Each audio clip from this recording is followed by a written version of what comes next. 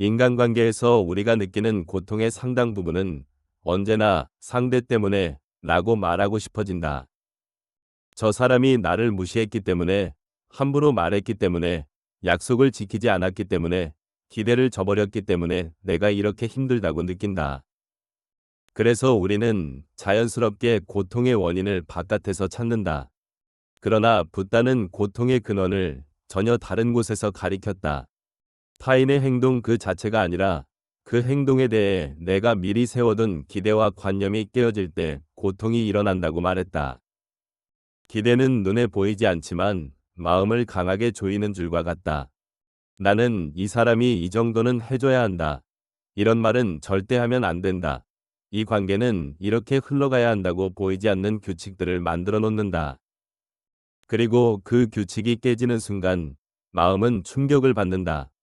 우리는 그 충격을 상처라고 부르고 그 상처에서 번져나오는 열기를 분노와 서러움이라고 부른다. 사람은 누구나 사랑받고 싶고 이해받고 싶고 존중받고 싶다. 그 마음 자체는 결코 나쁜 것이 아니다. 문제는 그 마음 위에 이 사람은 이렇게 행동해야 나를 사랑하는 것이다. 이 정도 표현은 해줘야 진짜 진심이다. 와 같은 구체적인 기대가 쌓이기 시작할 때다. 사랑이라는 이름 아래 세워진 조건, 우정이라는 이름 아래 숨겨진 계산, 가족이라는 이름 아래 요구되는 희생이 늘어날수록 관계는 점점 더 무거워진다. 상대는 여전히 한 명의 인간으로 존재하지만 나는 내 머릿속에 만들어 놓은 이상적인 그 사람의 그림을 붙잡고 놓지 않는다. 현실의 사람과 머릿속 그림이 멀어지면 멀어질수록 나는 그 틈을 고통으로 채운다. 그래서 실망이 깊을수록 사실 그만큼 내가 큰 기대를 걸고 있었음을 의미한다. 붓다는 이런 마음의 작용을 분리의 환영이라고 설명할 수 있는 가르침을 남겼다. 우리는 마치 세상이 나를 기준으로 돌아가야 한다고 믿는다. 내 생각이 옳고 내 감정이 기준이며 내 상처가 가장 중요하다고 느낀다. 그러다 보니 상대가 다르게 행동하거나 내가 원하는 방식대로 반응해주지 않을 때 마치 나를 부정한 것처럼 느낀다. 사실 상대는 자신의 조건과 관점, 상처와 두려움 속에서 움직이고 있을 뿐인데 우리는 그 모든 것을 지우고 나에게 어떻게 그럴 수 있어? 라고 묻는다. 바로 이 질문 속에 분리의 환영이 숨어 있다. 나와 너가 완전히 분리되어 있고 너는 오직 나를 위해 존재해야 한다는 암묵적인 믿음이 그 안에 깃들어 있다. 기대는 집착의 가장 부드러운 얼굴이다. 겉으로 보기에는 관심과 사랑처럼 보이지만 안으로 들어가 보면 내 뜻대로 되어야 한다. 라는 강한 욕망이 숨어 있다. 그래서 기대는 충족될 때 잠시 기쁨을 주지만 한 번만 어긋나도 금세 원망과 분노로 변한다. 이 정도는 해줄 줄 알았는데, 너라면 나를 이해해 줄 줄 알았는데, 이 관계라면 당연히 이런 말은 하지 말았어야 했는데. 이런 마음의 말들은 모두 깨진 기대의 조각들이다. 우리는 그 조각들의 발을 베이면서도 정작 그 조각들을 손에서 놓으려 들지 않는다. 손에 쥔 유리 파편을 탓하기보다 그 파편을 계속 움켜쥐고 있는 자신의 손을 돌아봐야 한다. 고통이 일어날 때 우리는 습관처럼 저 사람이 로 문장을 시작한다. 그러나 붓다의 길은 그 방향을 안쪽으로 돌린다. 나는 무엇을 기대하고 있었는가? 나는 이 관계가 어떤 모습이어야 한다고 믿고 있었는가? 나는 상대에게 어떤 역할을 강요하고 있었는가? 이런 질문은 고통의 초점을 이동시킨다. 상대를 비난하던 화살이 내 마음 안으로 방향을 들 때 우리는 비로소 고통의 진짜 근원을 만난다. 그 근원은 언제나 이러면 안 된다. 라는 강한 고정관념과 이래야 한다. 라는 집착의 결합이다. 그 결합이 풀리는 순간 고통은 서서히 힘을 잃는다. 인간관계의 고통을 줄이는 첫걸음은 기대를 없애겠다고 다짐하는 것이 아니다. 그런 다짐은 또 하나의 새로운 기대를 만들 뿐이다. 중요한 것은 고통이 올라올 때마다 그 안에 숨어있는 기대의 그림자를 알아차리는 것이다. 마음이 서운함으로 가득 찼을 때, 분노가 가슴을 치고 올라올 때, 조용히 숨을 고르고 스스로에게 묻는다. 지금 나는 무엇을 바라다가 어긋났는가? 이 질문은 단순하지만 마음의 구조를 비추는 강력한 등불이다. 그 등불 아래에서 우리는 상대가 아니라 나 자신을 있는 그대로 보게 된다. 그리고 그 순간 고통은 나를 찌르는 칼이 아니라 나를 깨워주는 종소리로 바뀐다. 사실 인간관계는 언제나 기대와 실망, 기쁨과 고통이 함께 얽힌 장이다. 거기에서 완전히 벗어나 깨끗한 관계만을 꿈꾸는 것은 현실이 아니다. 다만 그 안에서 점점 더 지혜롭게 서 있는 연습은 할 수 있다. 기대가 올라오는 것을 죄책감 없이 인정하되 그 기대에 완전히 휘둘리지 않는 연습이다. 상대를 내 방식에 맞게 통제하려는 마음이 올라올 때 그 마음을 억누르기보다 부드럽게 바라보는 연습이다. 이렇게 할 때 관계는 전쟁터가 아니라 수행의 도량이 된다. 사람 하나하나가 나를 괴롭히는 존재가 아니라 나의 마음을 비추는 거울이 된다. 그 거울 속에서 나는 나의 집착, 나의 두려움, 나의 상처, 나의 기대를 보게 된다. 여기서 한 걸음 더 나아가면 붓다가 가르친 연기, 위지혜가 모습을 드러낸다. 연기란 이 세상에 홀로 존재하는 것은 아무것도 없고 모든 것은 서로 기대어 일어나며 서로의 조건이 되어 나타난다는 가르침이다. 한 송이 꽃도 흙과 비, 햇빛과 바람, 보이지 않는 수많은 인연이 모여 피어난 결과이다. 인간관계도 마찬가지다. 내 앞에 서 있는 한 사람은 그저 나에게 상처를 준 가해자, 나를 지켜줘야 할 보호자가 아니다. 그 사람은 그가 살아온 삶 전체의 결과이며 수많은 조건이 모여 만들어낸 하나의 과정이다. 그 사람이 오늘 내게 던진 말 한마디, 행동 하나도 우연히 나온 것이 아니다. 그가 자라온 환경, 배워온 말투, 경험한 상처, 쌓여온 두려움과 방어들이 함께 작용한 결과다. 연기의 눈으로 관계를 바라보면 분노보다 이해가 먼저 떠오르기 시작한다. 어떻게 그럴 수 있어? 라는 말 대신 어떤 조건들이 저 말을 하게 만들었을까? 라는 질문이 떠오른다. 나의 고통만 보이던 마음에서 서로 얽힌 인연의 그물이 보이기 시작한다. 내가 오늘 아프게 받은 말도 사실 그 사람이 오래 품어온 불안과 두려움, 외로움의 그림자일 수 있다. 그러면 그 말이 전부 그 사람의 악의만은 아니라는 것을 알게 된다. 물론 상처가 당장 사라지지는 않는다. 그러나 그 상처를 바라보는 관점이 달라진다. 나를 일부러 찌르기 위한 칼날만이 아니라 그 사람도 자신을 지키려다 나온 서툰 몸짓으로 보이기 시작한다. 연기란 나도 예외가 아니라는 의미이기도 하다. 나의 말과 행동, 나의 분노와 서운함 또한 수많은 조건의 결과이다. 내가 어린 시절부터 받아온 말들, 인정받지 못한 순간들, 사랑받지 못한다고 느낀 상처들, 비교와 평가 속에서 쌓인 열등감과 불안이 모여 지금의 나를 만든다.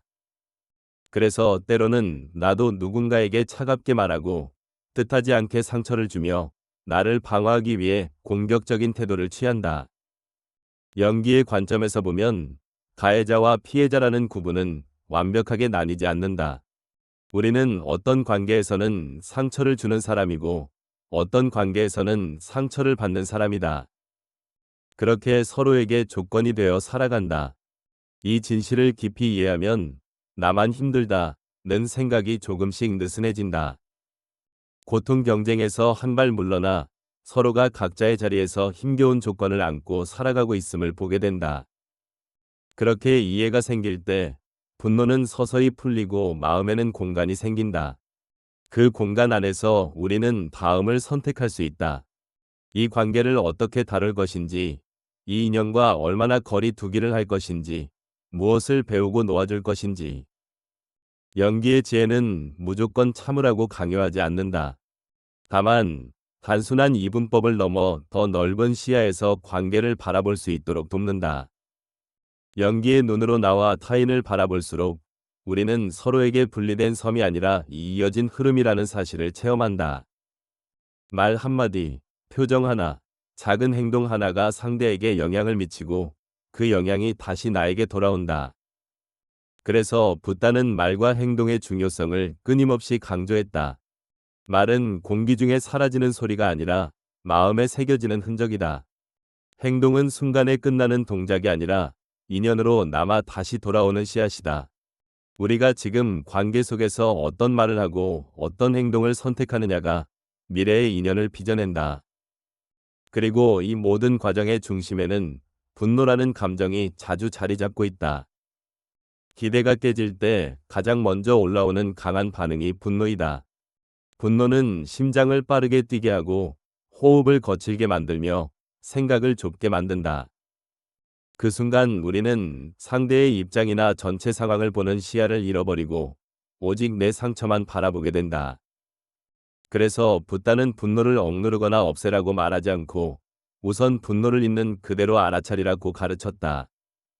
분노는 나쁜 것이 아니라 마음에서 무언가가 도움을 요청하고 있다는 신호다. 그 신호를 무시하거나 폭발시키는 대신 조용히 들여다보는 것이 중요하다. 지금 내 안에서 정확히 어떤 생각이 떠오르고 있는가? 어떤 기억과 어떤 두려움이 함께 올라오고 있는가? 어떤 기대가 깨졌기 때문에 이렇게 화가 나는가? 분노를 있는 그대로 관찰하는 이 질문들 속에서 우리는 분노라는 감정 뒤에 가려져 있던 진짜 얼굴들을 만나게 된다. 인정받고 싶었던 마음, 버려질까 봐 두려워하던 마음, 내가 틀렸다고 평가받고 싶지 않았던 마음, 아이처럼 사랑받고 싶었던 마음. 분노는 이것들을 감추기 위해 갑옷처럼 입는 감정일 때가 많다. 그 갑옷을 조심스럽게 벗겨내면 그 안에서 떨고 있는 어린 내 마음이 나타난다. 그 마음을 알아차리는 것, 그것이 분노 해체의 첫걸음이다. 마음을 알아차리는 순간 분노는 서서히 힘을 잃는다. 불길처럼 치솟던 감정이 연기처럼 옅어진다. 그렇다고 해서 모든 관계가 한 번에 해결되는 것은 아니지만 최소한 내가 그 분노에 완전히 끌려가 행동하지는 않게 된다. 붓다는 보이는 것은 사라지고 직면된 것은 힘을 잃는다. 고했다. 분노를 억누르는 것이 아니라 있는 그대로 비추는 것. 그것이 진짜 자유의 길이다. 분노가 나를 끌고 가버리기 전에 내가 분노를 바라볼 수 있게 될 때 관계의 방향은 조금씩 달라지기 시작한다. 이렇게 기대의 구조를 보고 연기의 지혜로 서로의 조건을 이해하며 분노를 관찰하는 힘을 기르는 것은 인간관계에서 고통을 줄이는 토대가 된다. 그러나 여기서 멈추지 않고 붓다는 아주 구체적인 실천으로 우리를 이끌었다. 바로 말과 행동, 그리고 마음의 태도에 대한 훈련이다. 말은 카르마를 만들고 행동은 인연을 짓고 마음은 그 모든 것의 뿌리를 이룬다. 관계 속에서 말과 행동을 바꾸는 것은 단지 예의 바른 사람이 되기 위해서가 아니라 나와 상대 모두의 고통을 줄이기 위해 필요한 지혜로운 선택이다. 말 한마디가 누군가의 하루를 지옥으로 만들 수도 있고 작은 한 문장이 누군가의 인생을 지탱해주는 힘이 되기도 한다. 툭 내뱉은 한숨 섞인 말이 상대에게는 오랫동안 남는 상처가 되고 무심코 던진 농담이 상대의 오랜 열등감을 건드릴 수도 있다. 반대로 진심 어린 한마디가 상대를 오랫동안 버티게 해주기도 한다. 말은 공기 중에 사라지지 않는다. 듣는 사람의 마음에 씨앗처럼 떨어져 싹을 틔운다. 그 씨앗이 분노와 상처의 나무가 될지 위로와 치유의 나무가 될지는 우리가 어떤 마음으로 말하는지에 달려있다.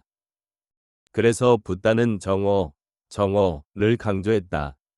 거짓을 말하지 않고 쓸데없이 남을 해치는 말을 하지 않고 분열을 조장하는 말을 하지 않고 무의미한 험담과 비난을 삼가는 것. 동시에 진실이지만 상대를 살리는 방식으로 말하는 것. 필요할 때는 단호하지만 존중을 잃지 않는 말하기. 침묵이 더 지혜로울 때는 말 대신 침묵을 선택하는 것. 정언은 단순히 착하게 말하자가 아니다.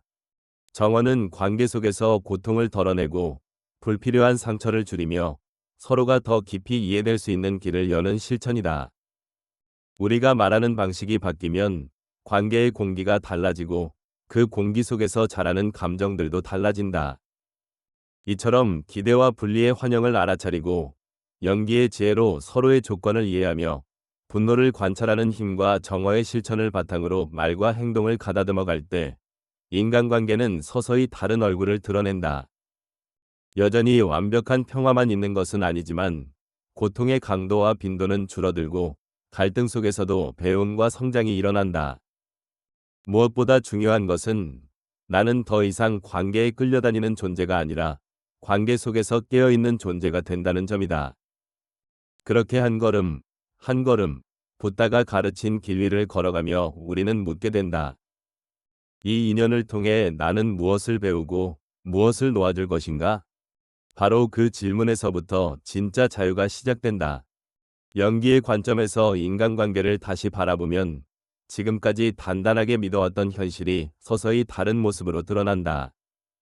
우리는 늘 상대의 행동을 단독적인 사건으로 해석하며 그 행동 하나를 통해 상대 전체를 규정하려는 경향이 있다. 누군가 차갑게 대하면 그 사람을 차가운 사람이라고 단정하고 누군가 나에게 소리를 지르면 폭력적인 사람이라 판단한다. 그러나 연기의 눈으로 세계를 보면 어떤 말이나 행동도 단독으로 존재하지 않는다. 그 행동의 뒤에는 수많은 조건들이 얽혀 있다. 그 사람의 성장 환경, 살아오며 겪었던 상처들, 성격적 기질, 지금의 감정 상태, 그 순간의 상황과 맥락, 관계의 역사, 말하기 직전의 감정의 파도, all of these conditions, 이 모든 것이 한순간의 행동을 만들어낸다. 그래서 붓다는 말했다. 이것이 있으므로 저것이 있고 이것이 사라짐으로 저것도 사라진다. 이것이 연기의 법칙이다. 다시 말해, 하나의 행동이 발생하는 순간 그 행동은 여러 원인과 조건의 만남이고 결과일 뿐이며 그것 자체가 절대적인 본질을 담고 있지 않다.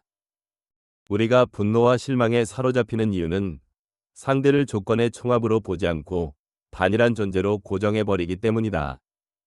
어떤 사람이 나를 아프게 했을 때 우리는 즉시 그 사람을 가해자로, 자신을 피해자로 규정해버린다. 그러나 연기의 관점에서는 가해자도 피해자도 없다. 우리는 모두 각자의 조건에 영향을 받고 또 서로에게 조건의 일부가 되어 살아가는 존재다. 내가 받은 상처도, 내가 누군가에게 준 상처도 모두 조건의 연결 속에서 발생한다. 연기의 지혜를 마음 깊이 받아들이면 세상은 완전히 다른 모습으로 다가온다.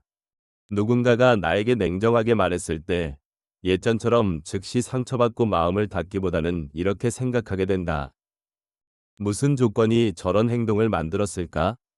저 말 뒤에는 어떤 고통이 있었던 걸까? 그 질문이 마음에서 일어나기 시작하는 순간 분노는 부드러워지고 판단은 풀어지며 마음은 더 넓은 공간을 갖게 된다.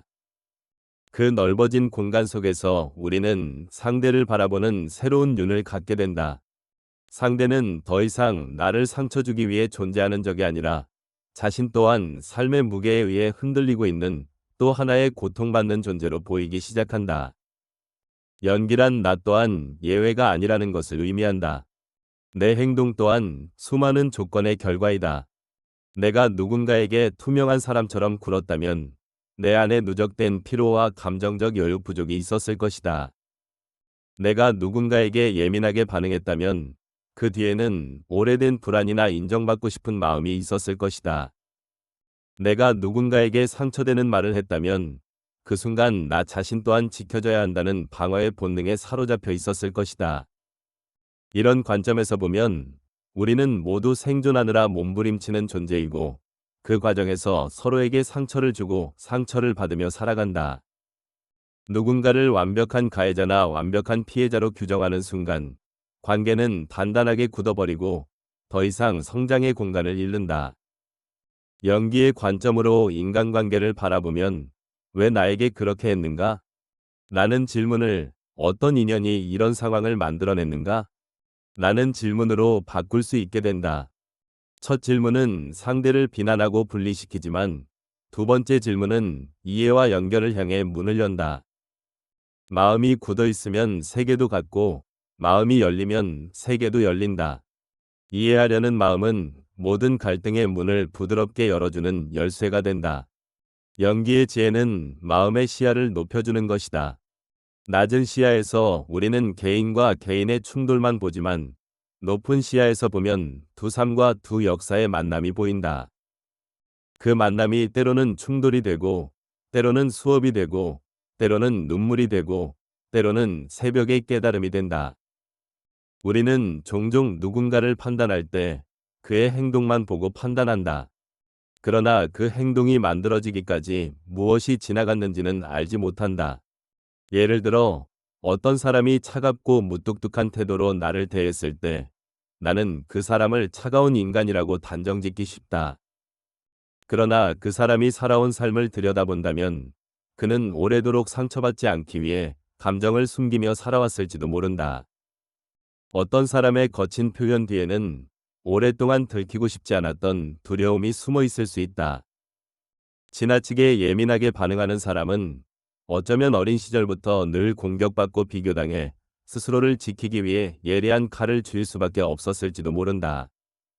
그 사실을 이해하는 순간 우리는 분노 대신 연민을 느낄 수 있다. 연기의 눈으로 바라보는 순간 나도 상대도 서로에게 종속된 존재가 아니라 서로에게 연결된 존재가 된다. 관계는 고립된 두 점의 충돌이 아니라 수많은 조건의 선들이 모여 만들어낸 하나의 그림이다. 우리는 때로 그 그림의 일부를 보고 전체라고 착각한다. 그러나 전체를 알기 위해서는 겉이 아니라 속을, 결과가 아니라 과정을, 행동이 아니라 조건의 연쇄를 바라볼 수 있어야 한다.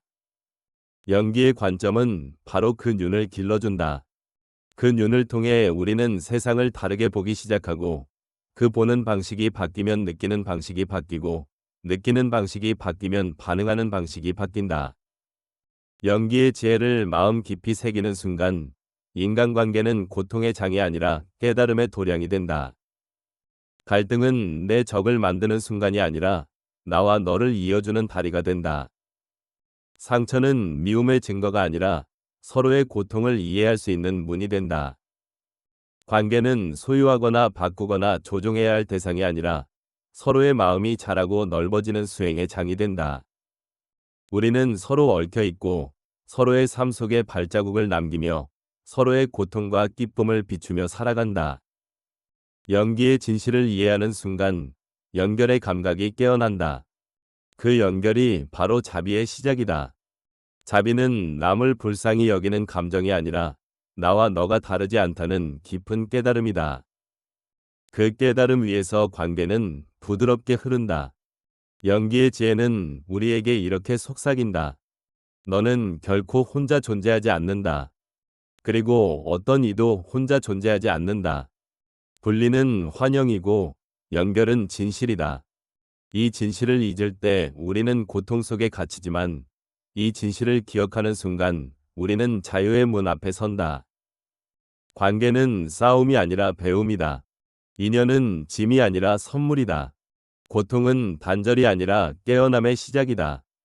분노는 인간관계에서 가장 강렬하게 작동하는 감정 중 하나이며 가장 빠르게 관계를 파괴하지만 동시에 가장 중요한 깨달음의 문이기도 하다. 분노는 단순한 감정 폭발이 아니라 마음 깊이 감추어져 있던 상처와 두려움, 그리고 기대가 벗겨지지 않은 채 뭉쳐서 올라오는 하나의 신호다. 겉으로 보이는 분노는 상대를 향한 공격처럼 보이지만 사실 분노는 내 마음 안에서 해결되지 않은 무언가가 있다는 외침이다.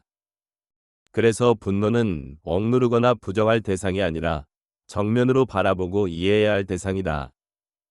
분노를 없애는 길은 분노를 이해하는 길이고 분노를 이해하는 길은 마음의 가장 깊은 층을 만나게 한다. 분노가 올라올 때 우리는 흔히 그 힘에 끌려가 버린다.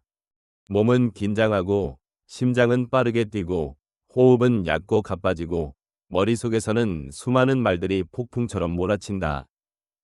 그 순간 우리는 지금 이 상황에서 내가 옳다는 확신으로 가득 차게 된다. 모든 사고의 폭이 좁아지고 상대의 입장이나 상황을 생각할 공간은 사라진다. 마음은 단단하게 굳고 세상은 단순하게 선과 악의 구도로 잘려버린다. 그리고 그 순간 내 앞의 상대는 더 이상 사람이 아니라 내가 쓰러뜨려야 할 대상으로 보인다. 그 순간 분노는 진실을 가리고 관계를 끊으며 나를 어둠 속으로 밀어넣는다. 그러나 분노라는 감정 뒤에는 반드시 어떤 기대가 존재한다. 분노는 깨어진 기대가 만들어내는 가장 즉각적인 반응이다. 기대가 크면 분노도 크다. 당신은 그러면 안 됐어. 이렇게까지는 하지 말았어야 했잖아. 나를 이렇게 대할 사람은 아니라고 생각했어. 이런 말들이 마음속에서 올라오는 순간 분노는 점점 더 큰 불덩이처럼 타오른다. 그러나 진짜 질문은 언제나 이런 질문이어야 한다. 나는 도대체 무엇을 기대하고 있었는가? 분노의 뿌리를 따라가 보면 분노의 중심에 늘 기대가 있다. 그 기대가 깨지는 순간 마음이 깊이 흔들리며 그 흔들림을 우리는 분노라고 부른다. 분노의 본질을 이해하는 순간 우리는 분노에서 자유로워지는 길을 발견하게 된다. 분노는 단지 상대가 나를 무시하거나 배신했기 때문에 생기는 것이 아니다. 분노는 내가 스스로 만든 기대의 구조 속에서 내가 스스로 갇히며 만들어진 감정이다. 그래서 분노를 풀기 위해 필요한 것은 상대를 바꾸는 것이 아니라 나 자신의 마음을 들여다보는 것이다. 분노가 올라오는 순간 조용히 멈춰서서 마음에게 묻는다. 지금 내 안에서 무슨 일이 일어나고 있는가? 나는 무엇을 잃었다고 느끼는가? 내가 지키려는 것은 무엇인가? 이런 질문은 분노를 멈추게 하고 숨을 돌리게 하며 감정의 속도로부터 내가 나올 수 있도록 도와준다. 분노를 관찰하는 가장 중요한 방법은 분노를 억누르거나 폭발시키지 않고 그 감정을 그대로 꺼내어 바라보는 것이다. 마치 손에 잡힌 뜨거운 돌을 너무 세게 누르지도 않고 너무 급하게 던지지도 않은 채 조심스럽게 들여다보는 것처럼 분노를 관찰하는 순간 우리는 분노 자체가 아니라 분노 뒤의 감정들을 보게 된다. 거기에는 실망이 있고, 거기에는 두려움이 있고, 거기에는 외로움이 있고, 거기에는 인정받고 싶었던 간절함이 있다. 그리고 그 모든 감정의 핵심에는 늘 사랑받고 싶었던 마음이 있다. 분노는 그 마음을 감추기 위해 만들어낸 강한 갑옷이다. 그 갑옷을 벗기는 것이 분노 해체의 과정이다. 분노를 깊이 들여다보면 우리는 깨닫게 된다. 분노는 나를 보호하기 위해 솟아오르는 감정이었음을. 분노가 없었다면 나는 이미 너무 많은 상처를 견디지 못했을지도 모른다. 분노는 무너진 마음을 지탱하기 위한 마지막 버팀목이었고, 무서운 세상 속에서 내가 나를 지키기 위해 들어올린 방패였다. 그렇게 분노는 나의 적이 아니라 나를 지키기 위해 최선을 다한 내 마음의 형태였다는 사실을 보게 된다. 그 사실을 깊이 이해하는 순간, 분노는 더 이상 내 안의 폭군이 아니라 나를 지키려던 어리고 아픈 마음의 울음처럼 느껴진다. 분노가 나를 대신해 울고 있었다. 이 사실을 알아차리는 순간 분노는 떨어지는 안개처럼 사라지기 시작한다.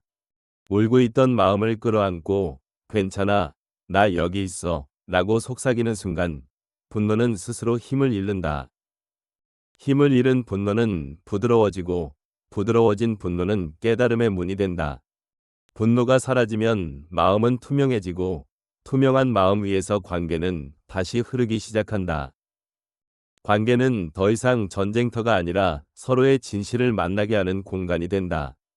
분노의 해체는 상대를 위한 것이 아니라 나를 위한 길이다. 분노를 붙잡고 있는 것은 자기 손을 스스로 칼날 위에 올려놓는 것과 같다. 분노는 상대를 상처내는 것처럼 보이지만 결국 가장 깊이 다치는 사람은 나 자신이다.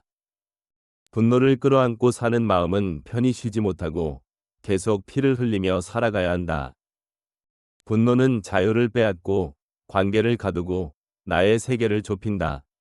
분노를 놓아주는 것은 상대를 용서하는 것이 아니라 나 스스로를 해방시키는 것이다. 나는 더 이상 이 감정의 노예가 되지 않겠다. 는 선언이다. 분노를 놓는 순간 마음은 더 넓은 숨을 쉬게 된다. 분노는 사라지는 것이 아니라 변하는 것이다. 분노는 이해로, 이해는 자비로, 자비는 자유로 변한다. 분노의 해체는 억지로 분노를 없애는 것이 아니라 분노가 나에게 말하고 있던 진짜 메시지를 듣고자 하는 용기다. 그 메시지를 들은 순간 분노는 불길처럼 타오르던 감정에서 마음을 이끌고 가는 지혜의 불빛으로 바뀐다. 그 불빛 위에서 관계는 다시 태어난다. 그때 우리는 비로소 알게 된다. 분노는 나를 무너뜨리려던 감정이 아니라 나를 깨우려던 감정이었음을. 나는 결코 분노의 피해자가 아니었음을. 나는 지금 이 순간 변화의 주인임을. 분노가 사라진 자리에 남는 것은 고요하고 단단한 평화이다. 폭풍이 지나간 뒤에 푸른 하늘처럼. 그 평화 위에 우리는 관계를 다시 세울 수도 있고 관계를 떠날 수도 있다. 그러나 그 어떤 선택을 하더라도 그 선택은 분노가 아니라 지혜에서 나온 선택이다. 그 선택보다 더 자유로운 선택은 없다. 마음에서 분노가 잦아들기 시작하면 그 다음에 남는 것은 침묵의 공간이다. 그 공간 안에서 우리는 선택의 갈림길에 선다. 감정에 휘둘리던 순간에는 선택이 없지만 마음이 고요해지는 순간 우리는 길을 선택할 수 있게 된다. 분노 속에서 쏟아냈던 말들은 언제나 상처를 남겼다. 감정이 가득 찬 상태에서 내뱉은 말은 칼날처럼 상대의 마음을 베어버리고 시간이 흘러 그 상처는 멍으로 남아 관계를 어둡게 만든다. 많은 사람들이 관계를 회복할 수 없다고 느끼는 가장 큰 이유는 행동이 아니라 말 때문이다.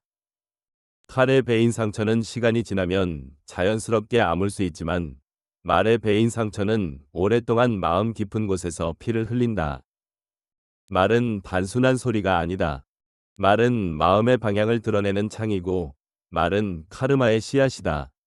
한번 내뱉은 말은 다시 주워 담을 수 없고 이미 누군가의 마음에 꽃씨처럼 떨어져 자라기 시작한다. 그 씨앗이 어떤 나무가 될지는 그 말의 의도와 방향, 그리고 전달된 마음의 진정성에 달려있다. 상처 주는 말은 가시나무가 되어 마음의 상처를 남기고 위로하고 살리는 말은 큰 그늘을 만든다. 우리는 자주 무심코 말을 하고 농담이라고 스스로 합리화하거나 진심이 아니었다고 변명하지만 마음은 농담과 진심을 구분하지 못한다. 말의 흔적은 남는다. 말의 무게는 남는다. 말의 기억은 남는다. 그래서 붓다는 정어를 수행의 핵심으로 가르쳤다. 정어란 단지 욕설을 하지 말라는 단순한 규칙이 아니라 말이 관계를 살리고 죽이는 힘을 가지고 있다는 깊은 통찰이다. 정어를 수행한다는 것은 진실을 말하되 남을 해치지 않는 방식으로 말하는 것, 불필요한 공격을 삼가는 것, 분열을 일으키는 말보다 화합을 이루는 말을 선택하는 것, 탐욕과 분노가 섞인 말을 멈추는 것이다. 정어는 말 자체보다 말의 의도를 점검하는 수행이다. 말은 입에서 나오기 전에 마음에서 태어난다. 마음이 어지러우면 말은 거칠어지고 마음이 평화롭다면 말은 부드러워진다. 그래서 정어는 곧 마음 수행이며 관계 수행이다. 말의 실천을 바꾸기 위해 가장 먼저 필요한 것은 말의 속도를 늦추는 것이다. 감정이 폭발할 때 마음보다 말이 빠르게 움직이면 우리는 자신도 모르게 칼날을 휘두르게 된다. 마음이 분노로 가득 차 있을 때 침묵하는 것이 가장 지혜로운 선택일 때가 많다. 말은 시간이 지나면 더 정확해지고 감정이 가라앉은 후에 표현된 말은 상대에게 더 깊이 닿는다. 감정의 순간에는 닥치고 멈추는 침묵이 곧 지혜이다. 그 침묵 안에서 우리는 말의 목적을 다시 묻게 된다. 나는 이 말을 통해 무엇을 얻고 싶은가?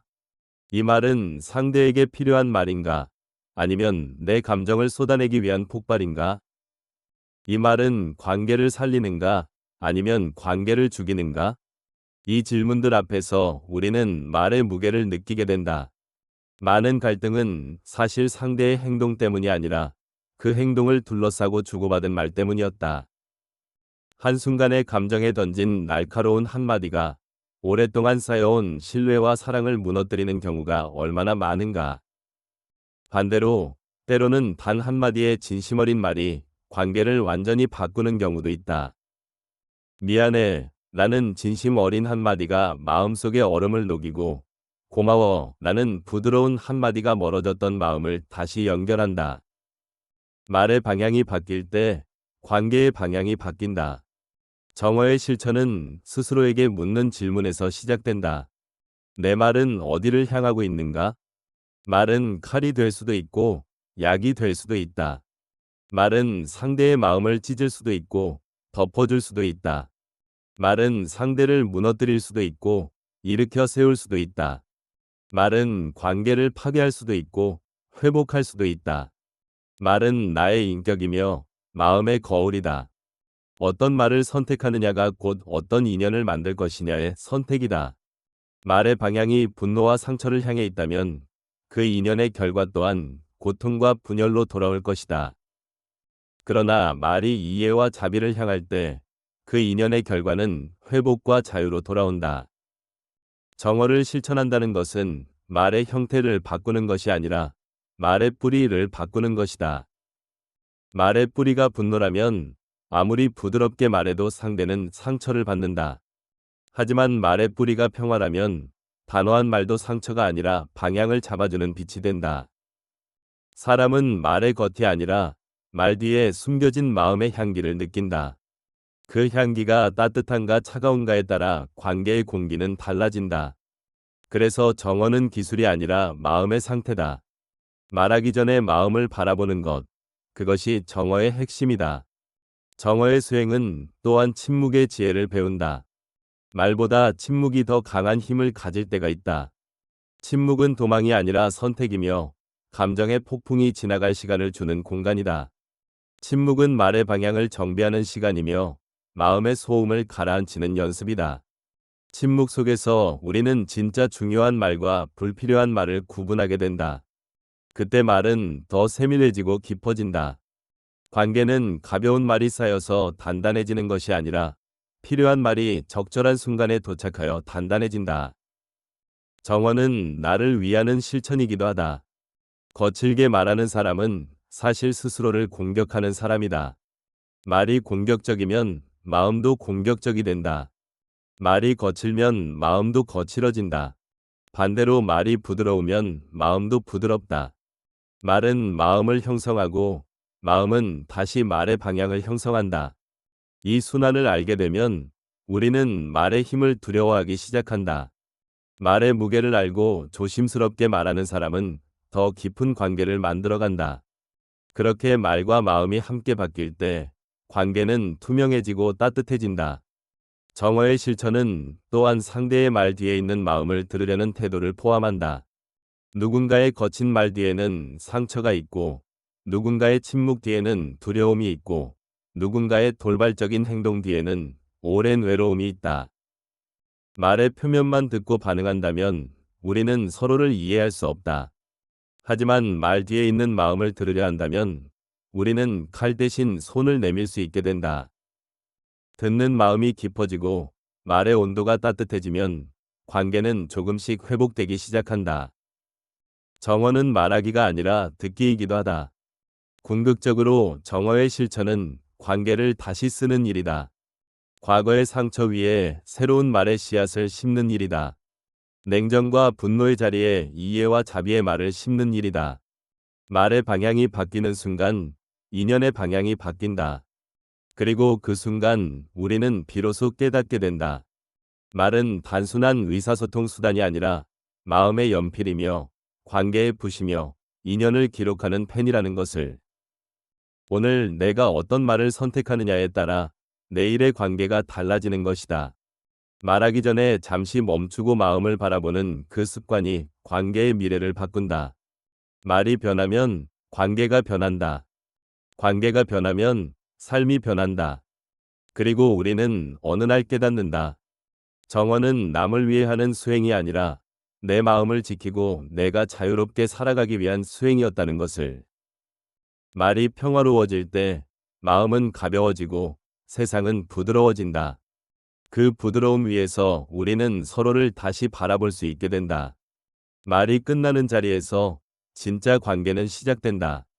말의 수행이 깊어지면 다음으로 드러나는 것은 행동의 수행이다. 말은 씨앗이라면 행동은 열매이다.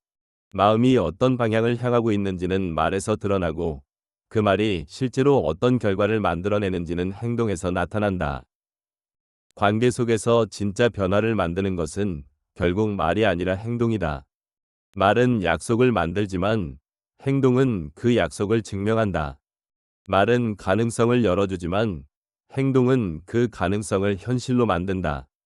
그래서 붓다는 정업, 즉 올바른 행동을 실천하는 것이 수행의 중심이라고 강조했다. 정업의 핵심은 비폭력과 존중이다. 비폭력은 단지 신체적 폭력을 하지 않는 것이 아니라 상대의 마음과 존엄을 해치지 않는 것이다.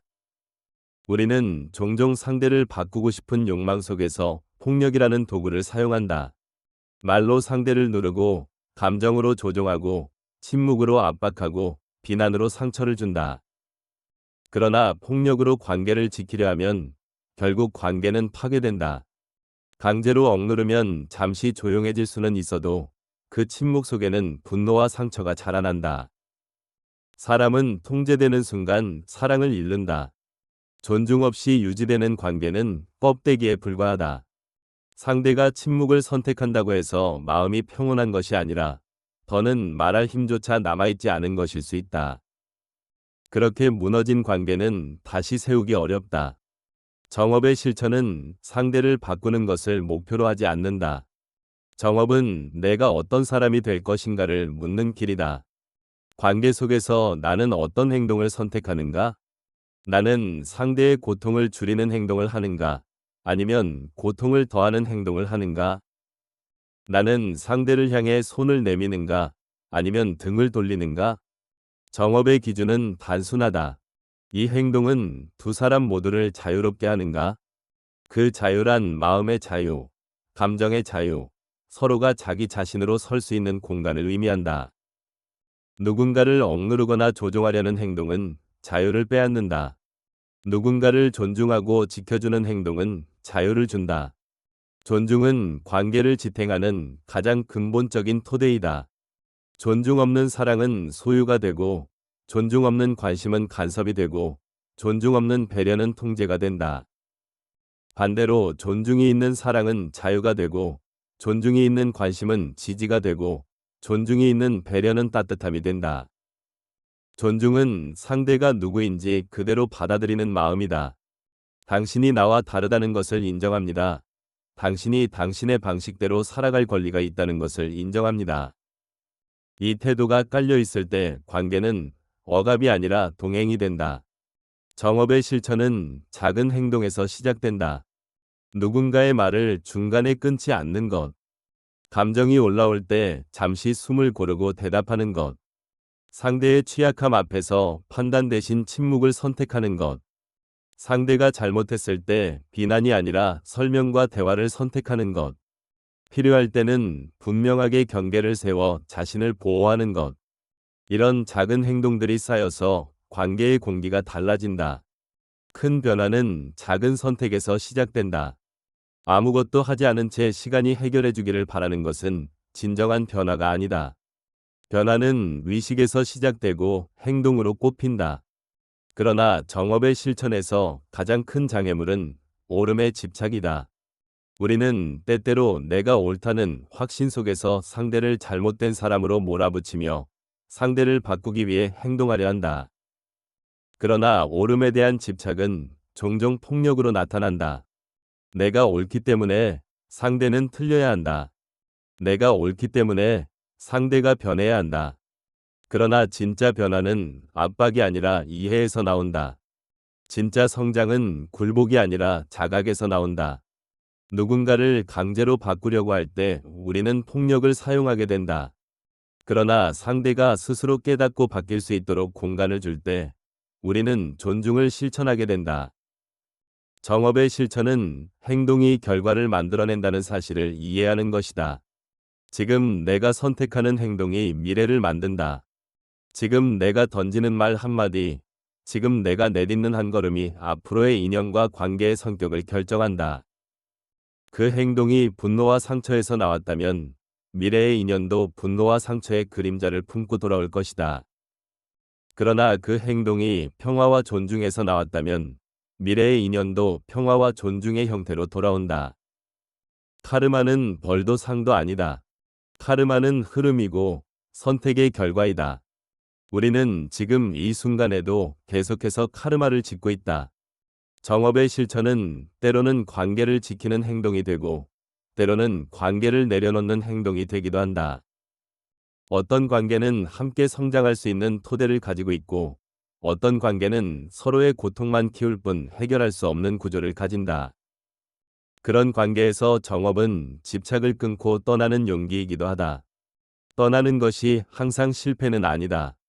서로에게 더 깊은 상처를 남기지 않기 위해 거리를 두는 것은 지혜이며 자비이다. 그 떠남의 방식이 존중을 품고 있을 때, 비록 관계는 끝나더라도 인연은 아름다움을 남긴다. 정업의 핵심은 폭력을 피하는 것이 아니라 자비를 선택하는 것이다. 폭력은 단지 공격하는 칼날만을 의미하지 않는다. 침묵으로 상대를 벌주는 것도 폭력이고, 감정으로 압박하는 것도 폭력이 될 수 있다. 진정한 비폭력은 상대에게 상처를 주지 않으려는 마음이며, 상대의 존엄을 지키려는 행동이다. 자비는 상대를 밑으로 보는 태도가 아니라 함께 서려는 태도이다. 자비는 약함이 아니라 강함이다. 자비는 무릎 꿇는 것이 아니라 손을 내미는 것이다. 자비는 굴복시키는 것이 아니라 서로를 자유롭게 하는 것이다. 정업을 실천할 때 관계는 단단해진다. 관계는 신뢰 위에 세워지고 신뢰는 행동 위에 세워진다. 말보다 행동이 더 크게 말하고 행동은 마음의 진실을 증명한다. 말은 가볍지만 행동은 무겁다. 말은 바람처럼 흘러가지만 행동은 땅처럼 남는다. 오늘 내가 선택하는 행동이 어떤 인연을 만들 것인지 그 질문을 기억하는 순간 수행은 이미 시작되었다. 정업의 실천 속에서 우리는 더 깊은 평화를 만나게 된다. 그 평화 위에서 관계는 다시 자라날 수 있다. 그리고 우리는 어느 날 깨닫게 된다. 누군가를 바꾸려는 폭력보다 이해하고 존중하는 자비가 훨씬 더 강하다는 것을. 그 자비 속에서 우리는 서로를 지키고 서로에게 기대며 서로의 길을 밝혀주는 동행을 시작한다. 관계 속에서 가장 깊은 고통을 만들어내는 마음은 상대를 통제하고자 하는 마음이다. 우리는 누구나 마음속 깊은 곳에서 누군가가 자신의 기대대로 움직여주기를 바란다. 상대가 내 생각을 이해해주길 바라고 내 감정을 알아주길 바라며 내 기준에 맞게 행동해주기를 바란다. 겉으로는 배려와 관심처럼 보이지만 마음의 깊은 곳에서는 내 뜻대로 되어야 한다. 는 강한 욕망이 숨어 있다. 그 욕망이 충족될 때는 안심하지만 충족되지 않을 때는 실망이 되고 실망이 깊어지면 분노가 되고 분노는 곧 통제로 변한다. 우리는 상대를 바꾸기 위해 설득하고 비난하고 논쟁하고 필요하면 상처를 주기도 한다. 그렇게 관계는 전쟁터가 된다. 통제하려는 마음이 강할수록 관계는 숨을 쉴 공간을 잃는다. 상대는 내 기대와 기준 안에 갇힌 채 자유롭게 움직이지 못한다. 관계는 서로의 진심이 만나는 공간이어야 하지만 통제는 그 공간을 닫아버린다. 상대는 더 이상 자신답게 존재할 수 없고 나 또한 상대를 있는 그대로 바라볼 수 없게 된다. 통제하려는 마음이 커지면 관계는 점점 더 좁아지고 서로를 향한 시선은 점점 더 날카로워진다. 결국 두 마음은 마주보는 것이 아니라 서로를 붙잡고 흔들려고만 한다. 통제는 사랑과 배려의 이름을 쓴 폭력이다. 통제하려는 마음이 생겨나는 이유는 두려움 때문이다. 누구도 자신의 삶이 무너지는 것을 원하지 않는다. 누구도 버려지는 것을 원하지 않는다. 누구도 외로움 속에 남겨지는 것을 원하지 않는다. 우리는 관계 속에서 안정과 확신을 얻고 싶다. 그 확신을 얻기 위해 상대를 통제하려 한다. 네가 이렇게 행동한다면 나는 안전할 수 있어. 네가 이렇게 말한다면 나는 불안하지 않을 수 있어. 우리는 마음의 안전을 확보하기 위해 상대의 행동을 조정하려 무의식적으로 시도한다. 그러나 역설적으로 통제를 시도할수록 관계는 더 불안정해지고 상대는 더 멀어진다. 통제는 사랑의 반대이다. 사랑은 자유를 전제로 한다. 상대가 자신의 방식대로 존재할 수 있도록 허용하는 것, 그 자유를 인정하고 지지하는 것이 사랑이다. 내가 옳다는 확신 속에서 상대를 바꾸려는 행동은 진심이 아니라 소유다. 사랑은 상대가 자유롭게 자랄 수 있는 공간을 제공하지만 소유는 상대를 내 관념에 맞춰 잘라내고 다듬으려 한다. 그 과정에서 관계는 망가진다. 통제하는 자는 점점 더 외로워지고 통제받는 자는 점점 더 지쳐가며 결국 둘 사이에는 두꺼운 벽이 생긴다. 통제하려는 마음을 내려놓는다는 것은 굴복하거나 모든 것을 상대에게 맡기거나 무조건 참고 양보한다는 뜻이 아니다.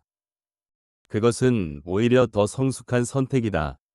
상대를 내 방식대로 움직이게 하려는 욕망을 내려놓고 서로가 서로의 삶을 살아갈 수 있도록 허용하는 것이다.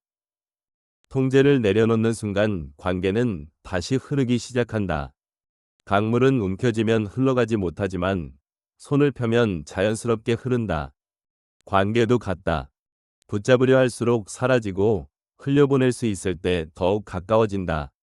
통제를 놓아버리는 것은 관계를 포기하는 것이 아니라 관계를 살리는 것이다.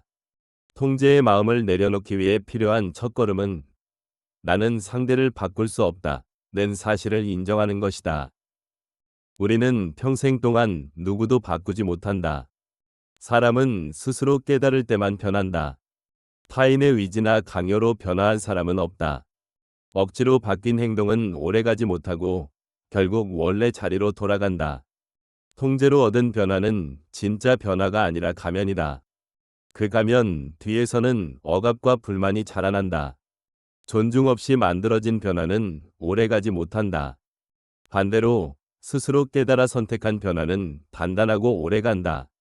통제를 내려놓기 위한 두 번째 걸음은 상대의 삶을 존중하는 것이다. 상대에게도 나와 똑같은 감정과 상처와 꿈과 두려움이 있다는 사실을 인정하는 것이다.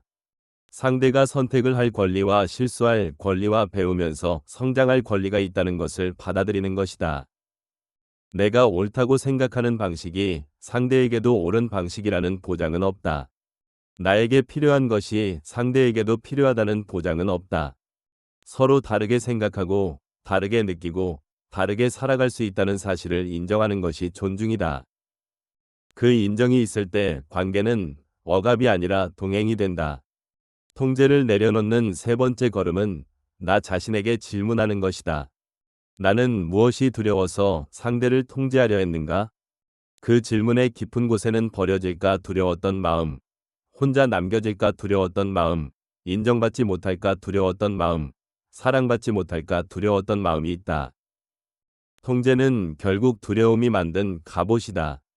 그러나 그 갑옷은 나를 지켜주는 것 같지만 사실은 나를 고립시킨다. 갑옷을 벗는 순간 상처받을 가능성은 생기지만 동시에 사랑의 가능성도 열린다. 사랑은 보호막 뒤에서는 자라지 않는다. 사랑은 열린 가슴에서 자란다. 통제를 내려놓는 네 번째 걸음은 믿음을 선택하는 것이다. 믿음은 상대가 완벽할 것이라는 기대가 아니라 상대가 자신만의 속도로 성장할 수 있다는 신뢰이다. 믿음은 상대가 실수할 수도 있다는 여유이며 실수 속에서도 함께 걸을 수 있다는 용기이다. 믿음은 관계가 부서질까 두려워 움켜쥐는 것이 아니라 흘러가도록 허락하는 것이다. 손을 펴는 용기 속에서 관계는 비로소 살아난다. 붙잡아서 지키는 관계는 오래가지 못하지만 허용해서 자라게 하는 관계는 오래간다. 통제를 내려놓는 다섯 번째 걸음은 경계를 세우는 것이다. 통제를 내려놓는다고 해서 모든 것을 받아들이거나 무조건 희생해야 하는 것은 아니다. 자신을 보호하는 건강한 경계는 오히려 관계를 더 건강하게 만든다. 경계는 상대를 밀쳐내는 벽이 아니라 서로를 안전하게 지켜주는 울타리이다. 경계가 없을 때 관계는 억압이 되거나 의존이 되지만 경계가 있을 때 관계는 건강하고 성숙해진다. 경계는 통제를 위한 도구가 아니라 존중을 위한 공간이다. 통제를 내려놓는 마지막 걸음은 받아들이는 것이다. 때로는 관계가 우리의 뜻대로 흐르지 않을 수 있다. 때로는 서로의 길이 달라져 멀어질 수도 있다. 때로는 함께 가는 것이 서로에게 고통일 수도 있다. 받아들임은 포기가 아니다. 받아들임은 현실과 싸우지 않고 성장의 방향을 선택하는 것이다. 억지로 붙잡는 손을 펴는 것, 흘러가는 인연을 흘러가게 하는 것, 이미 끝난 관계에 집착하지 않는 것, 그것이 비로소 나를 자유롭게 한다. 통제를 놓아버리는 순간 우리는 알게 된다. 상대를 통제하려는 마음이 사라져야 사랑이 시작된다는 것을, 붙잡으려는 마음을 내려놓아야 비로소 서로를 만날 수 있다는 것을, 통제를 포기하는 것은 실패가 아니라 완성이다. 그 순간 관계는 소유가 아니라 흐름이 되고, 억압이 아니라 자유가 되고, 두려움이 아니라 평화가 된다. 그렇게 우리는 한 걸음 더 나아간다. 마음이 편안해지고 가벼워지는 길, 그 길 위에서 관계는 다시 살아나고, 인연은 다시 빛나기 시작한다. 관계 속에서 통제를 내려놓는 연습이 깊어질수록 우리는 또 하나의 중요한 깨달음을 만나게 된다. 모든 인연이 가까이 있어야만 하는 것은 아니라는 사실이다. 어떤 관계는 서로의 삶을 더 성숙하게 만들며 함께 성장할 수 있지만, 어떤 관계는 서로를 소모시키며 고통을 만들어낸다. 그 고통이 반복되고 대화가 단절되고 서로의 마음이 더 이상 열린 공간을 찾지 못하게 될 때 우리는 선택의 기로에 선다. 계속 붙잡을 것인가, 아니면 놓아줄 것인가. 이 선택은 단순한 감정의 선택이 아니라 삶의 방향을 결정하는 선택이다. 붓다는 말했다. 피할 수 없는 고통은 받아들이되 피할 수 있는 고통을 붙잡고 있는 것은 어리석음이다. 우리는 종종 인연을 놓는 것이 실패라고 믿는다. 끝맺은 것이 패배라고 생각한다. 그래서 어떤 관계는 이미 끝났음에도 계속 붙잡히고 서로를 소모시키는 악순환 속에서 버텨내고 참는 것이 미덕이라고 착각한다. 그러나 참는 것이 항상 지혜는 아니다. 참는 것이 관계를 살리는 것이 아니라 서로를 무너뜨리는 것일 때가 있다. 관계를 억지로 이어가려고 할 때 우리는 점점 자신을 잃어버린다. 나는 더 이상 나답게 존재하지 못하고 상대 또한 더 이상 자신답게 존재하지 못한다. 서로가 서로의 감옥이 되고 관계는 더 이상 성장의 공간이 아니라 소모의 공간이 된다. 진정한 지혜는 때로는 멀어지는 것을 배우는 것이다. 거리는 단절이 아니다. 거리는 관계의 숨을 고르는 시간이 될 수 있다. 우리가 너무 가까이 있을 때 보이지 않던 것들이 한 걸음 물러서면 보이기 시작한다. 상처의 원인도 보이고, 내 역할도 보이고, 상대의 고통도 보이고, 무엇이 진짜 중요한지도 보인다.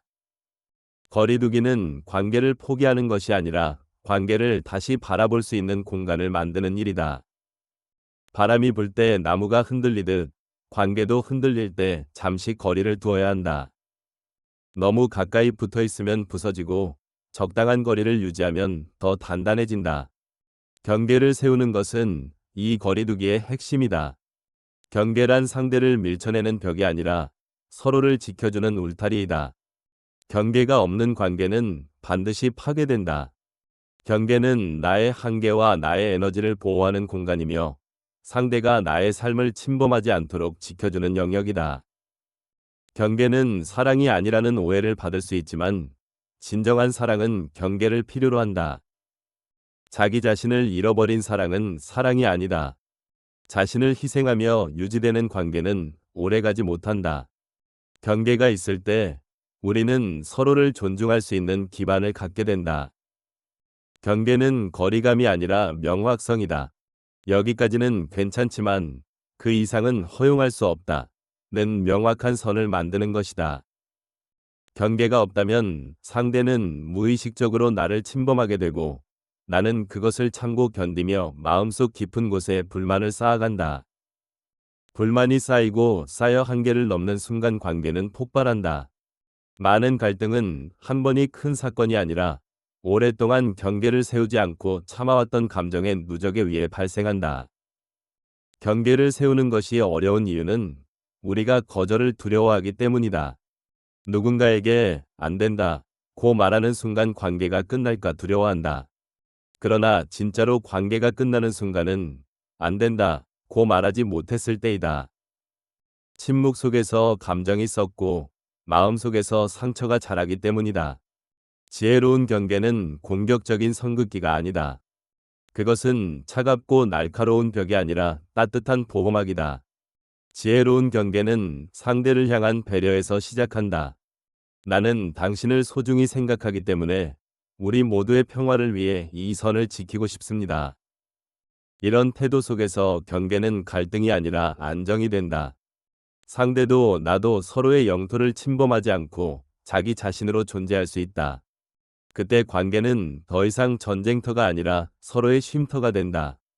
그러나 어떤 관계는 경계와 거리두기를 시도해도 회복되지 않을 때가 있다.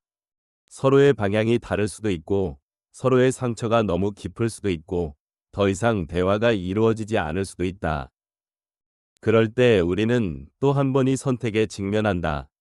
이 인연을 계속 붙잡을 것인가, 아니면 놓아줄 것인가. 놓아주는 것만큼 어렵고 고통스러운 선택은 없다. 그 선택 앞에서 우리는 두려움과 슬픔과 아쉬움과 실패감과 외로움을 모두 마주해야 한다. 그러나 때로는 놓아주는 것이 더 큰 사랑이다.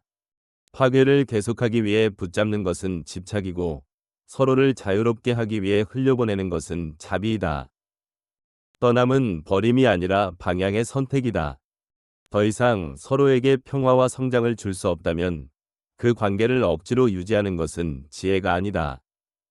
관계가 끝날 때 중요한 것은 그 결말의 방식이다. 미움과 공격과 비난 속에서 끝나는 관계는 또 하나의 카르마를 남긴다. 상처의 기억은 오래도록 마음에 남아 다음 인연을 어둡게 한다. 그러나 감사와 이해와 존중 속에서 끝나는 관계는 마지막 인연까지 아름답게 만든다. 끝은 또 하나의 시작이다. 끝이 아름다울 때 다음 인연도 아름답게 시작될 수 있다. 우리는 종종 사람을 잃는 것이 두려워 관계를 놓지 못한다. 그러나 잃는 것이 두려워 붙잡는 것이야말로 가장 빠른 이름이다. 관계는 물과 같다. 움켜쥐면 흘러가고 손을 펴면 머무른다. 인연을 붙잡는 것이 아니라 흘려보내는 것이 때로는 더 큰 자유를 준다. 흘려보낼 수 있는 능력은 삶의 지혜이며 마음의 성숙이다. 내려놓는 연습을 하는 순간 마음은 가벼워지고 인연은 흐르기 시작한다. 그리고 그때 우리는 비로소 깨닫는다. 모든 관계가 영원할 필요는 없다는 것을. 모든 인연이 가까이 머물러야 할 필요는 없다는 것을. 떠나는 인연이 있어야 새로운 인연이 들어올 수 있다는 것을. 경계와 거리두기를 통해 관계를 정리하고 나면 마음 안에 조용한 평화가 찾아온다. 누구를 미워할 필요도 없고 누구를 붙잡아 둘 필요도 없다. 분노와 집착과 통제에서 벗어난 자리에는 고요함이 남는다. 그 고요함 속에서 우리는 다시 자신과 연결된다. 관계에 자신을 잃어버렸던 마음이 다시 자신의 중심을 회복한다. 중심을 되찾는 마음은 더 이상 흔들리지 않는다. 그 마음으로 세상을 바라볼 때 인연은 더 이상 두려움의 대상이 아니라 선물의 형태로 다가온다. 어떤 인연은 머물기 위해 오고 어떤 인연은 떠나기 위해 온다. 머무는 인연에게 감사하고 떠나는 인연에게도 감사할 수 있을 때 우리는 진짜 자유를 만난다. 관계 속에서 경계와 거리두기를 통해 마음을 정리하고 나면 우리는 또 하나의 더 깊은 진실을 마주하게 된다. 그것은 나라는 존재가 단단한 실체가 아니라는 깨달음이다. 관계의 고통 대부분은 나에 대한 집착에서 비롯된다. 나는 이런 사람이어야 한다. 상대는 나를 이렇게 대해야 한다. 우리의 관계는 이래야 한다는 단단한 관념과 기대가 무너지기 시작할 때 우리는 거대한 혼란과 두려움을 느낀다. 그러나 위 지혜는 말한다.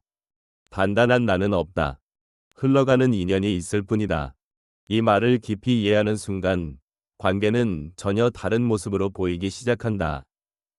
우리는 평생 동안 자신을 하나의 고정된 존재로 정의하려 한다. 나는 이런 사람이야. 나는 이런 방식으로 사랑해야 해. 나는 이런 관계를 원해. 그러나 삶은 끊임없이 변하고, 마음도 끊임없이 변하고, 서로도 끊임없이 변한다. 관계가 변하는 이유는 우리가 변하기 때문이다. 변화를 인정하지 못하면 관계는 고통이 된다. 흐르는 강물을 멈추려 하면 물은 썩는다.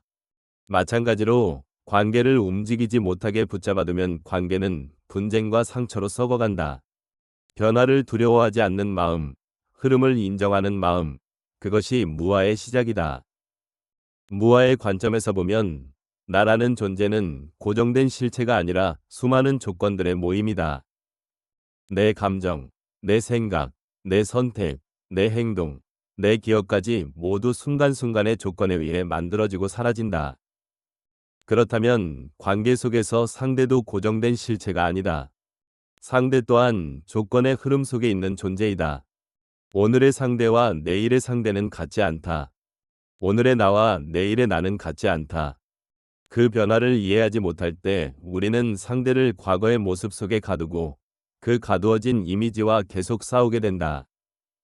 그러나 무아의 관점에서 관계를 바라보면 상대는 계속 새롭게 태어나는 존재이다. 나 또한 그렇다. 관계는 두 개의 고정된 돌이 부딪히는 것이 아니라 두 개의 강물이 합쳐져 흘러가는 과정이다. 서로의 흐름을 인정할 때 관계는 자연스럽게 흘러간다. 그러나 서로를 붙잡아 고정시키려 할 때 관계는 부서진다. 무아의 지혜는 말한다. 흐르는 것은 아름답다. 멈추려 하면 고통이 된다. 집착이 고통을 만드는 가장 큰 원인이다. 집착은 원하는 결과에 대한 고정된 의지이고 우리가 원하는 대로 되지 않을 때 느껴지는 강한 저항이다. 관계 속에서 우리가 느끼는 고통은 대부분 상대 때문이 아니라 내 안의 집착 때문이었다. 이 사람은 나를 절대 떠나면 안 돼. 이 관계는 변하면 안 돼. 상대가 나에게 이렇게 해줘야 해. 언제나 지금처럼이어야 해. 그러나 인연은 머물기도 하고 떠나기도 하며 가까워졌다 멀어지기도 하고 깊어졌다 흐려지기도 한다. 인연의 자연스러운 흐름을 받아들이지 못할 때 우리는 끝없는 고통 속에 갇힌다. 무아의 관계는 흘러가는 것을 인정하는 관계이다. 머물러주면 감사하고 떠나려 하면 잡아두지 않는다. 가까워지면 기뻐하고 멀어지면 억지로 당기지 않는다. 사랑이 머물면 함께 걷고 인연이 끝나면 고개 숙여 감사한다. 그렇게 인연을 바라보는 마음속에서는 미움도 원망도 생기지 않는다. 왜냐하면 우리는 더 이상 상대를 소유하려 하지 않고 상대가 흘러가는 방향을 존중하기 때문이다. 떠남이 배신이 아니라 성장의 방식일 수 있다는 것을 이해할 때 놓아줌은 사랑의 표현이 된다. 무아의 관계에서는 상대의 존재가 나의 연장선이 아니다. 나는 상대를 통해 완전해지는 것이 아니다. 상대는 나를 채우기 위한 도구가 아니라 함께 빛을 비추는 또 하나의 우주이다. 두 마음이 서로를 필요로 하기 때문에 함께 있는 것이 아니라 서로의 자유를 존중하기 때문에 함께 있는 것이다. 함께 있어도 얽매이지 않고 떨어져 있어도 멀어지지 않는다. 이것이 무아의 사랑이다. 관계 속에서 자신을 잃어버리지 않고 상대를 소유하려 하지 않는다. 서로가 서로를 통해 확장되고 성장하는 관계이다. 무아의 지혜는 우리의 시선을 바꾼다. 우리는 종종 관계 속에서 상대를 통해 자신을 확인하려 한다. 인정받기 위해 사랑하고 사랑받기 위해 희생하며 안정감을 얻기 위해 상대를 조정하려 한다. 그러나 진짜 사랑은 나를 채워줄 누군가를 찾는 것이 아니라 내 안에 이미 있는 충만함을 함께 나누는 것이다. 부족함을 채우기 위해 만들어지는 관계는 항상 불안하다. 그러나 충만함을 나누는 관계는 자유롭다. 무아의 관계는 끝을 두려워하지 않는다. 왜냐하면 인연은 나의 소유가 아니기 때문이다. 인연이 오면 감사하고 떠나면 또한 감사한다. 인연을 흘려보낼 수 있을 때 마음은 가볍고 평화롭다. 언제든 떠날 준비가 되어 있는 관계만이 진짜로 머무를 수 있다. 두려움에 잡혀있는 사랑은 사랑이 아니다. 집착은 사랑처럼 보이지만 사실은 두려움이다. 두려움은 나를 좁게 만들고 상처에 갇히게 한다. 그러나 무아의 사랑은 넓고 고요하다. 그 사랑 위에서 인연은 자연스럽게 피어오른다. 무아의 깨달음은 결국 하나의 질문으로 귀결된다. 나는 지금 사랑하고 있는가? 아니면 소유하려 하고 있는가? 사랑은 상대가 행복하기를 바라는 마음이고, 소유는 상대가 내 기준에 맞게 움직이기를 바라는 마음이다. 사랑은 상대가 자유롭게 날아오르도록 날개를 만들어주는 것이고, 소유는 상대를 내 손 안에 가두는 것이다. 사랑은 열어주는 것이고, 소유는 닫아버리는 것이다. 무아의 관계는 열림의 관계이다. 마음을 열고, 손을 열고, 흐름을 열어둔다. 무아를 이해할 때 비로소 우리는 자유로운 관계를 시작할 수 있다. 그 자유 위에서 관계는 더 깊어진다.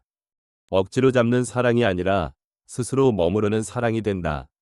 두려움이 아니라 믿음의 관계가 된다. 소유가 아니라 동행이 된다. 그리고 그 순간 우리는 깨닫는다. 관계의 고통은 상대 때문이 아니라 집착 때문이었다. 관계의 평화는 통제를 통해 얻는 것이 아니라 놓아줌을 통해 얻는 것이라는 것을. 놓아버림 속에서 우리는 마음의 중심을 되찾고 관계의 자유를 찾는다. 관계의 고통을 지나 무아의 지혜를 이해하게 되면 마음 깊은 곳에서 또 하나의 새로운 문이 열린다. 그것은 자비의 문이다. 자비는 단순히 누군가를 불쌍히 여기는 감정이 아니다. 자비는 상대를 이해하기 위한 깊은 통찰이며 상대의 고통을 나의 고통처럼 느끼는 넓은 마음이다. 자비관을 수행한다는 것은 상대가 왜 그런 행동을 했는지, 왜 그런 말과 선택을 할 수밖에 없었는지 그 마음의 배경을 들여다보는 것이다. 자비는 결과를 보지 않고 원인을 본다. 행동을 비난하지 않고 고통을 본다. 분노를 바라보는 것이 아니라 그 분노 뒤에 숨어있던 두려움을 본다. 누군가의 공격적인 태도 뒤에는 언제나 지켜지지 못한 마음의 상처가 있다. 자비는 그 상처를 바라보는 능력이다. 우리는 종종 누군가가 나에게 고통을 주었다고 느낄 때 그 사람에게 분노와 원망을 보낸다. 분노는 상대를 악한 존재로 만들고 원망은 상대를 마음속 감옥에 가두어 버린다. 그러나 자비의 관점에서 보면 나에게 상처를 준 사람 또한 상처 입은 사람이다. 누군가가 거칠게 말할 때 그의 마음속에는 오래된 두려움이 자리하고 있다. 누군가가 나를 무시할 때 그의 마음속에는 인정받지 못했던 외로움이 있다. 누군가가 나를 배신할 때 그의 마음속에는 버림받을까 두려워했던 불안이 있다. 고통을 주는 사람은 사실 자신의 고통 때문에 그렇게 행동한다. 이 사실을 깊이 이해하는 순간 우리는 분노를 내려놓고 자비를 선택할 수 있게 된다. 자비는 약함이 아니다. 자비는 강함이다. 자비는 감정에 끌려가지 않고 마음의 중심에 머물 수 있는 힘이다. 분노에 휘둘려 반응하는 것은 쉽지만 분노를 내려놓고 자비를 선택하는 것은 대단한 용기가 필요하다. 자비는 누군가를 용서하는 것이 아니라 그 사람의 고통을 이해하고 바라보는 것이다. 진정한 자비는 상대를 그대로 인정하고 받아들이는 데서 출발한다. 당신이 그런 행동을 했다는 것은 당신도 그만큼 아팠다는 뜻이구나. 이 마음이 일어나는 순간 우리는 더 이상 원망할 이유 없이 마음이 부드러워진다. 어려운 인연에게 자비를 보내는 것은 그 사람을 위해서가 아니라 나 자신을 위해서이다. 원망과 분노를 붙잡고 있는 마음은 무거운 짐을 지고 있는 것과 같다. 상대를 미워할수록 우리는 그만큼 마음의 에너지를 잃는다.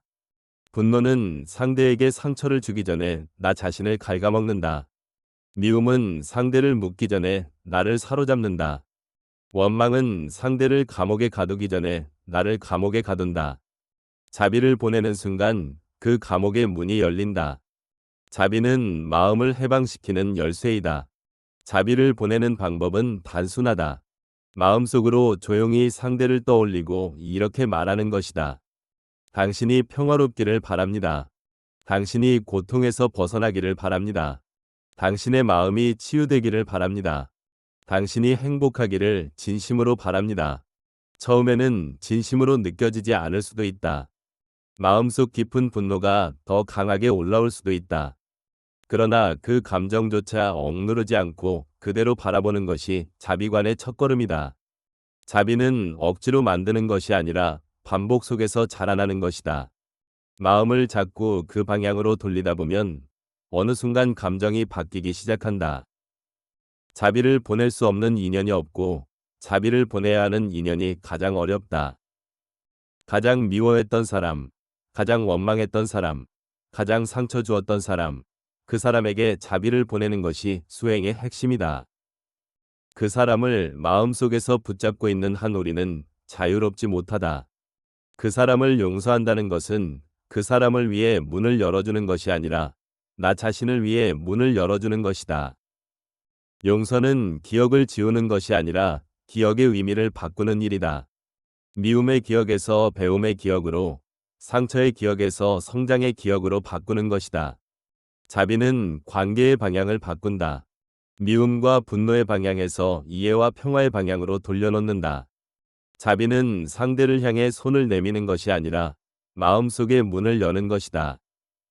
자비는 관계를 회복시킬 수도 있지만 관계를 회복하지 않더라도 마음의 평화를 준다. 자비는 결과가 아니라 과정이다. 자비는 상대의 변화와 상관없이 나의 변화로부터 시작된다. 자비는 상대의 행동과 상관없이 내 마음의 선택이다. 자비관을 수행할 때 우리는 깊이 깨닫게 된다.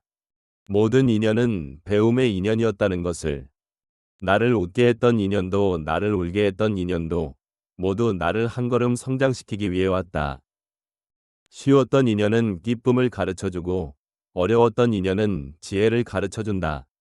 고통스러운 인연은 강함을 가르쳐주고 상처 준 인연은 자비를 가르쳐준다. 어떤 인연도 헛된 인연은 없다. 우리가 그 인연을 어떻게 바라보느냐가 인연의 의미를 결정한다. 자비관은 관계를 바라보는 눈을 완전히 바꿔놓는다. 더 이상 미울 사람이 없고 원망할 사람이 없다. 모든 인연은 나를 성장시키는 선생이었다. 고통 속에서도 감사할 수 있는 마음, 그것이 자비의 마음이다. 자비는 인연을 마음속에 묶어두지 않고 흐르게 한다. 자비는 풀고, 놓고, 흘려보내는 힘이다. 그 힘 앞에서 관계는 더 이상 무거운 짐이 아니라 가벼운 바람이 된다. 자비의 마음으로 세상을 바라볼 때 모든 인연이 아름답다. 머물렀던 인연도 아름답고 떠났던 인연도 아름답다. 머물러주는 인연에게 감사하고 떠나는 인연에게도 감사할 수 있을 때 우리는 진정으로 자유롭다. 자비의 마음을 통해 관계를 새로운 눈으로 바라보기 시작하면 마지막에 남는 깨달음은 놓아버림의 지혜이다. 놓아버림은 포기가 아니다. 놓아버림은 손을 펴는 일이고 손을 펴는 순간 우리는 비로소 자유를 얻게 된다. 관계의 고통은 대개 붙잡고자 하는 마음에서 시작된다. 우리는 사랑을 지키기 위해 붙잡고 마음을 안정시키기 위해 붙잡고 상처를 잊기 위해 붙잡고 과거의 기억을 되살리기 위해 붙잡는다. 그러나 붙잡을수록 마음은 더 무거워지고 관계는 더 힘겨워진다. 놓아버리는 순간에만 관계는 진짜 모습을 되찾는다. 놓아버린다는 것은 상대를 버리는 것이 아니라 기대를 버리는 것이다. 당신은 나를 이렇게 대해야만 해. 우리는 이렇게 이어져야 해. 이 관계는 이런 형태여야 해. 라는 집착을 내려놓는 것이다. 붙잡고 있던 기대가 사라지는 순간 관계는 자연스러운 흐름을 찾는다. 억지로 움켜쥐고 있을 때 우리는 끊임없이 불안 속에 살지만 손을 펴는 순간 마음은 고요해진다. 고요함 속에서 우리는 관계를 더 깊이 느끼기 시작한다. 마음이 가벼워지는 순간 관계는 어깨에 얹혀있던 짐이 아니라 삶 속에 스며드는 바람처럼 다가온다. 놓아버림의 지혜는 무엇보다도 나 자신을 놓아주는 데에서 시작된다. 우리는 평생 동안 나를 지키기 위해 싸운다. 인정받아야 하고, 성공해야 하고, 사랑받아야 하고, 이해받아야 한다고 믿는다. 그러나 이러한 강박은 마음을 좁게 만든다. 무아의 지혜가 말하듯 나라는 실체는 없다. 우리는 매 순간 새로 태어나는 존재이다. 나를 지키려는 집착을 놓는 순간 우리는 진짜 자유를 경험한다.